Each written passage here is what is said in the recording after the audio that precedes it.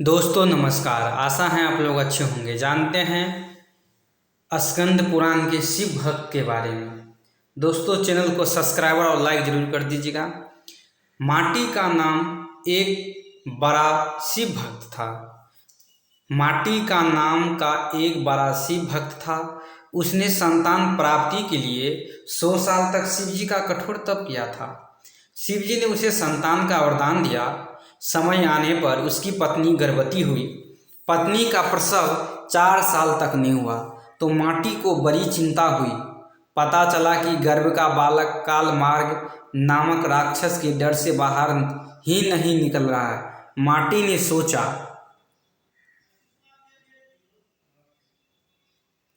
कि क्यों न गर्भ में स्थित शिशु को शिव ज्ञान दे दिया जाए।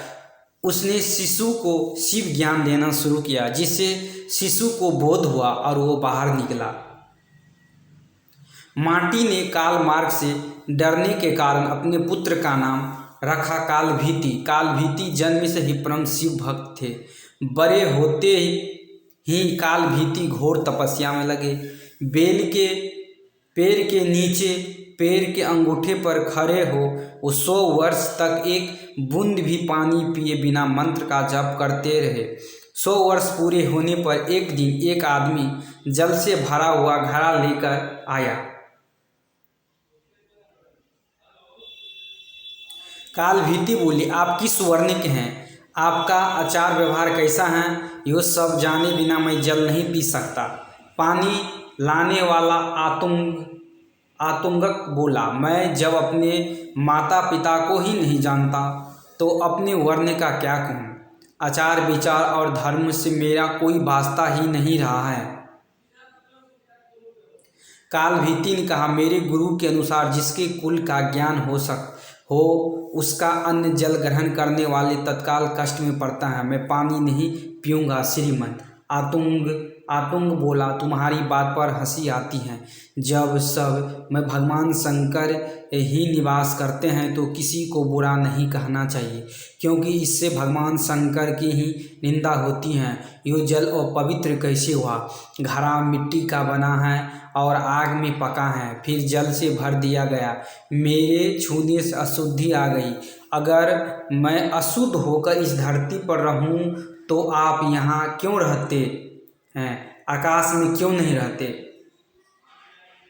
कालभीति ने कहा, सभी में शिव ही हैं। सबको शिव मानने वाले नास्तिक लोग खाना छोड़कर मिट्टी क्यों नहीं खाते? राख और धूल क्यों नहीं फांकते? मैं यूँ नहीं कह रहा कि सब में शिव नहीं है। भगवान शिव सब में ही हैं। मेरी बात ध्यान से सुनिए। सोने के गहने बहुत तरह के बनते हैं, कुछ शुद्ध सोने के तो कुछ मिलावटी।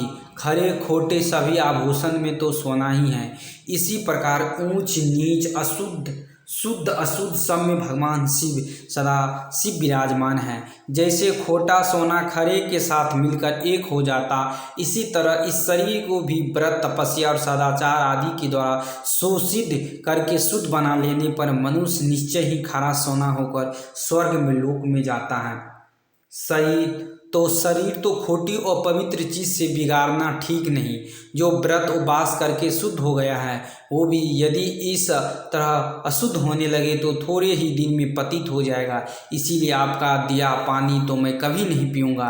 कालभीति के ऐसा कहने पर वो आतंतुक हंसने लगा। उसने दाहिने अंगूठे से जमीन खुदर के कर एक बहुत गड्ढा तैयार किया, फिर उसी में वो सारा जल ढुकला दिया। गड्ढा भर गया, पानी बचा रह गया।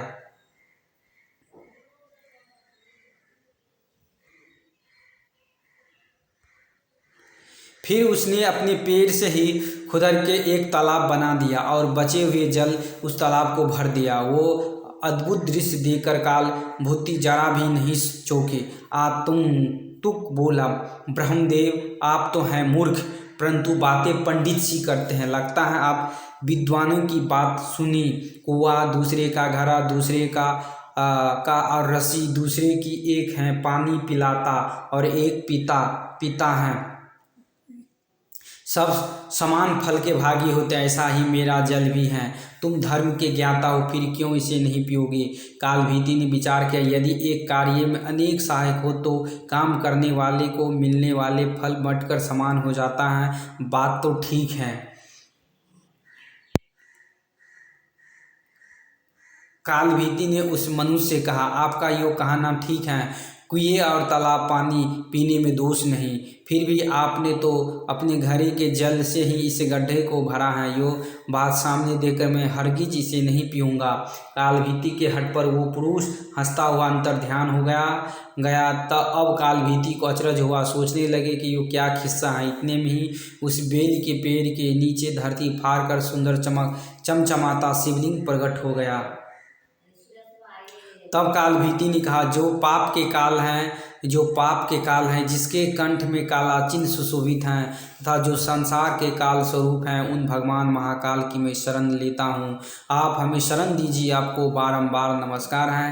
कालभीति की यह स्तुति पर महादेव उस लिंग से प्रकट होते और कहा, ब्राह्मण, तुमने इस महातीर्थ में रहकर मेरी जो आराधना की है उसे मैं संतुष्ट हूँ।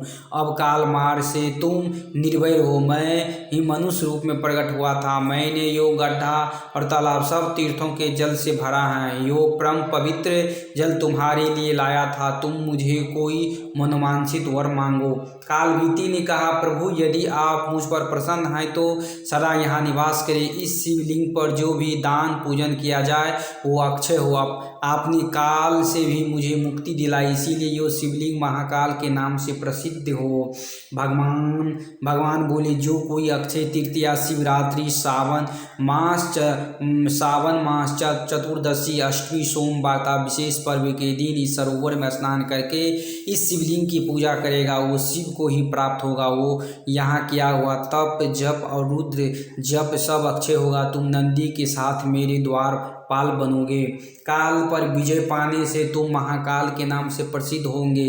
शीघ्र ही राजर्षि कर्ण धर्म यहाँ आएंगे। उन्हें धर्म का उपदेश करके तुम मेरे लोक में चले जाओ। यो कहकर भगवान रुद्र उस लिंग में ही लीन हो गए। दोस्तों, मेरा चैनल को सब्सक्राइबर और लाइक जरूर कर दीजिएगा। फिर अगली वीडियो मिलते, तब तक लिए राधे श्याम।